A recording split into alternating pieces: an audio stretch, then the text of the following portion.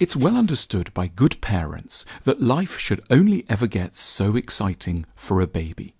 After friends have come round and brought presents and made animated faces, after there's been some cake and some cuddles, after there've been a lot of bright lights and perhaps some songs too, enough is enough.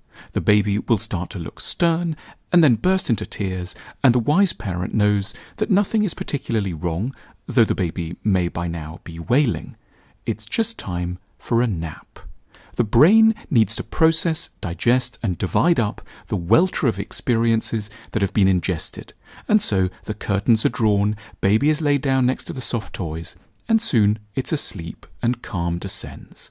Everyone knows that life is going to be a lot more manageable again in an hour. Sadly, we exercise no such caution with ourselves. We schedule a week in which we're going to see friends every night, in which we're going to do 12 meetings, 3 of them requiring a lot of preparation, where we'll make a quick overnight dash to another country on the Wednesday, where we'll watch 3 films, read 14 newspapers, change 6 pairs of sheets, have 5 heavy meals after 8 p.m, and drink 30 cups of coffee. And then we lament that our lives are not as calm as they might be, and that we're close to mental collapse. We refuse to take seriously how much of our babyhood is left inside our adult selves, and therefore how much care we have to take to keep things simple and very, very calm. What registers as anxiety is typically no freakish phenomenon.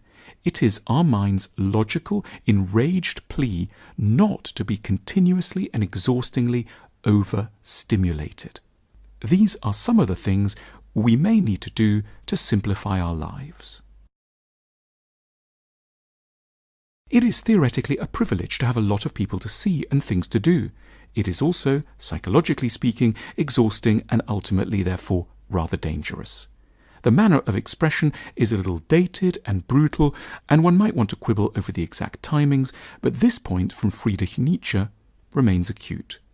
Today, as always, men fall into 2 groups, slaves and free men. Whoever does not have 2/3 of his day for himself is a slave, whatever else he may be, a statesman, a businessman, an official, or a scholar. We need to recognize that what is physically possible for us to achieve in a day is not, for that matter, psychologically wise or plausible. It may well be feasible to nip over to a foreign capital or 2 in a day and run a company alongside managing a household, but nor should we be surprised if such routines ultimately contribute to a breakdown. Plenty of it, of course, at least 7 hours, or if we can't manage it, we need at a minimum fully to recognize how much we are deprived, so that we won't aggravate our sorrows by searching for abstruse explanations for them. We don't necessarily have to get divorced, retrain in a completely different profession, or move country. We may just need to get some more rest. What we're taking in when we check our phones is perhaps the single greatest contributor to our mental ill health. For most of history, it was inconceivable that there could ever be such a thing as too much news. Information from political circles or foreign countries was rare, prized, and expensive. But since the middle of the 20th century, news has been commodified, and in the process it's become a major, though still too little known, risk to our mental survival. Every minute of every day presents us with untold options for filling our minds with the mania, exploits, disasters, furies, reversals, triumphs, insanity and cataclysms of complete strangers all around our benighted planet. Always, news organizations speak of our need to know and the need to know right now. But what they've left out is our equally great and often even greater need not to know, because we can't change anything, because the stories are too violent, dispiriting and sad, because our minds are fragile, because we have responsibilities closer to home, because we need to lead our own lives rather than be torn apart by the stories of the lives of others who are ultimately as remote from and irrelevant to us as the inhabitants of the Egyptian court of King Sneferu in late 2613 BC. Insomnia and anxiety are the mind's revenge for all the thoughts we refuse to have consciously during the day. In order to be able to find rest, we need to carve off chunks of time where we have nothing to do other than lie in bed with a pad and paper in order to think. We need to consider 3 topics in particular.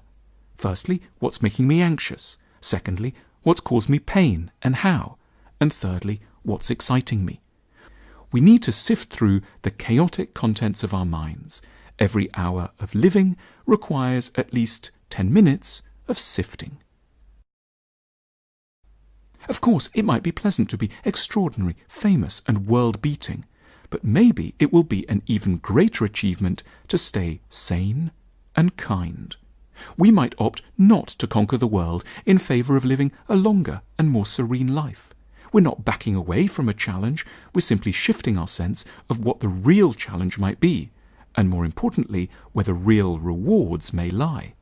A quiet life isn't necessarily one of resignation or flight. It may constitute a supremely wise recognition that the truly satisfying things are available away from the spotlight and the big cities, on modest salaries, and as far as possible from the manic, sleepless competition to win the professional status race. As we're discovering, excitement can be fun for a time, but also it kills. Simplicity is true wisdom.